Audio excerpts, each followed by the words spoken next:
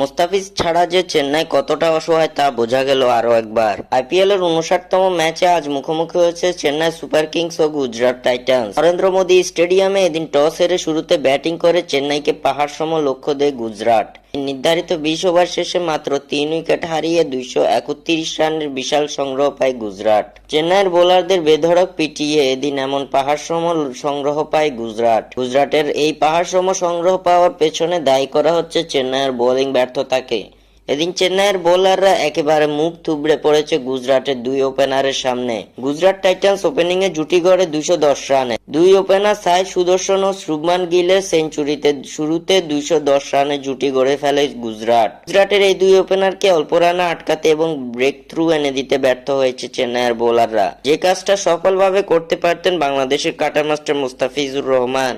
চেন্নাই একাদশে আজ মুস্তাফিজ উপস্থিত থাকলে নিজের জাদুঘরি কাটা দিয়ে